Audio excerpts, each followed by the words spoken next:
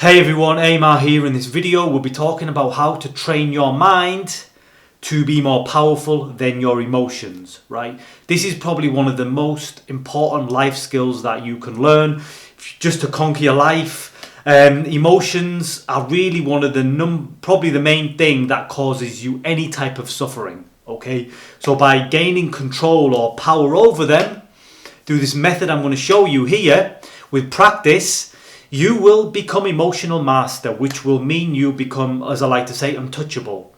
It's our emotions that are what really hold us back in life, that make us feel limited, should I say. So here we're going to learn how to become unlimited by mastering our emotions. Okay, before we get into the video, I just want to say that I am once again giving away a copy of my book, Authentic Transformation. If you'd like to be in with a chance of winning the book, all you need to do is leave a comment down below saying I am transformed. And if you win, I will let you know and I'll send you an ebook copy of this book. So without further ado, let's get into the video. Training your mind to be more powerful than your emotions, right? So I think this is applicable to almost everyone, especially if you suffer with things like anxiety or depression or anger, jealousy, guilt, any negative emotional state which gets the better of you, right? Which kind of pulls you down. You don't have to suffer, right? I suffered for a long time through negative emotions, and I was just looking for a way out. And these are the ideas and methods that I share with you because this is what has worked for me.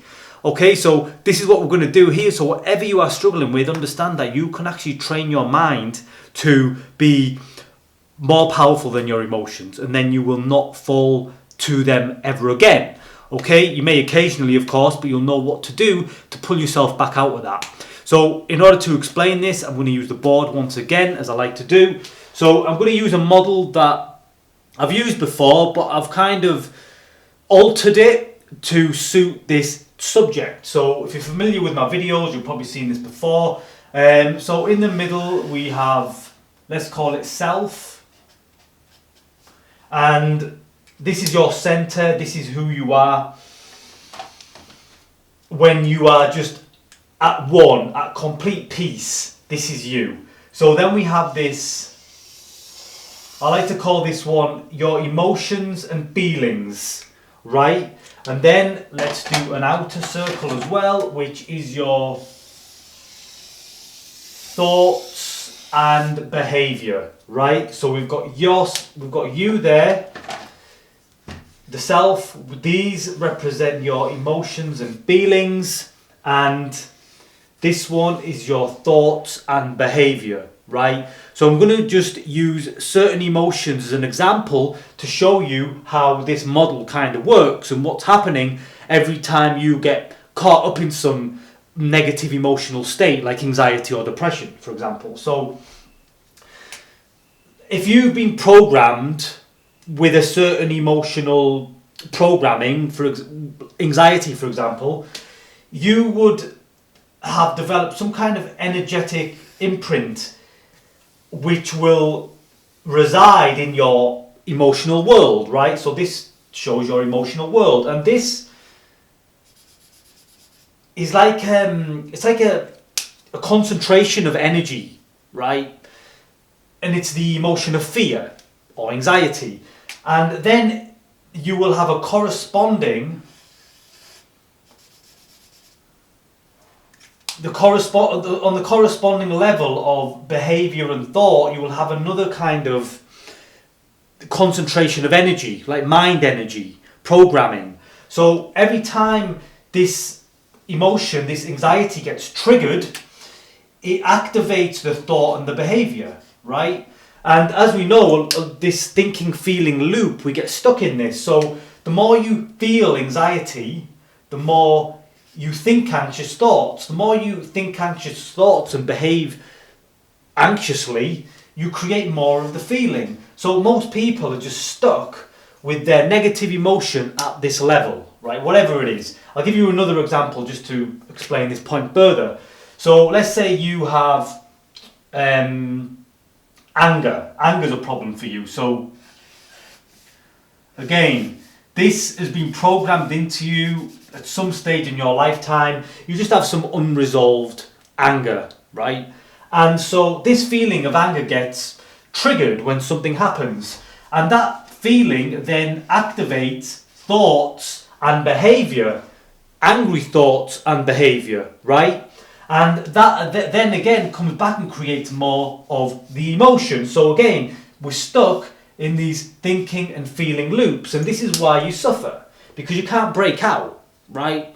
You're too caught up in these cycles. These cycles have so much momentum, and they're like, as I like to say, they have an energetic concentration within consciousness, a magnetic pull to them, because the reason you get caught up in them is because yourself here, where you are just pure awareness, gets pulled toward these emotions and thoughts because they create a strong, almost like an energetic charge in the field of consciousness. They're almost magnetic.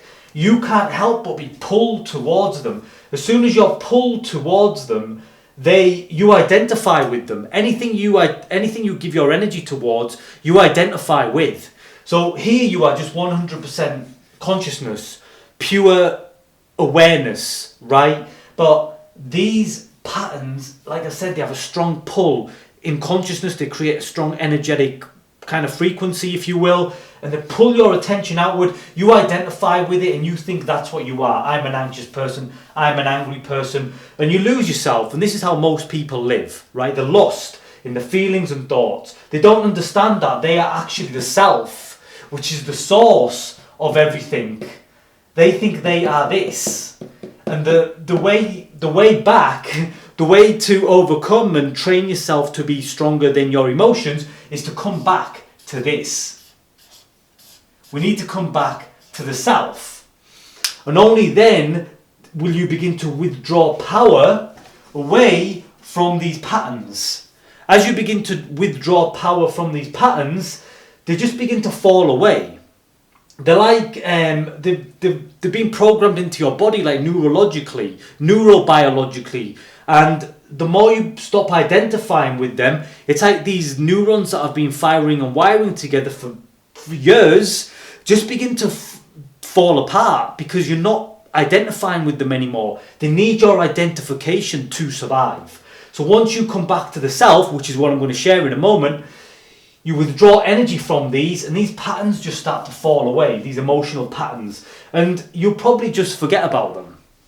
Over time, you will completely forget that you used to have this problem. You might occasionally remember and these emotions might come up, but eventually you will have moved beyond them, right? And that is freedom, that is mastery over your emotions. So you might be wondering, well, how do you get back to the self? Well, this is something that I have talked about in some of my other videos, so I'm just going to explain it again here.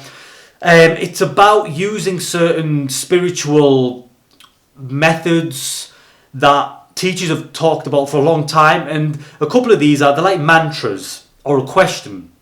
One of these questions you can ask when you're in the grip of these negative states is, who am I? And follow the question. Look for the answer. If you do this right, if you're not too caught up in the emotions, and you can just create a little bit of space and you look for the answer, it's going to bring you back to the source. Who am I? It's always going to bring you back to yourself, back to here, right? Other things you can say is I am.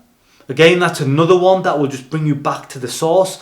Or just saying the word I, just I on its own. And even when you get past that level, you don't need to do anything. You just know what to do in your mind. You just bring yourself back.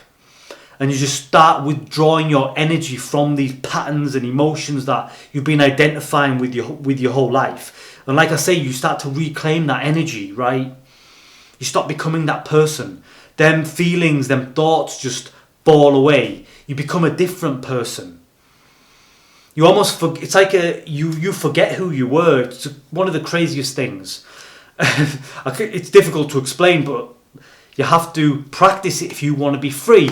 And at the beginning, I just want to say this, it might feel challenging and difficult because these patterns that I talk about, they've got such a strong pull to them. You won't realize it until you kind of start to break free of them.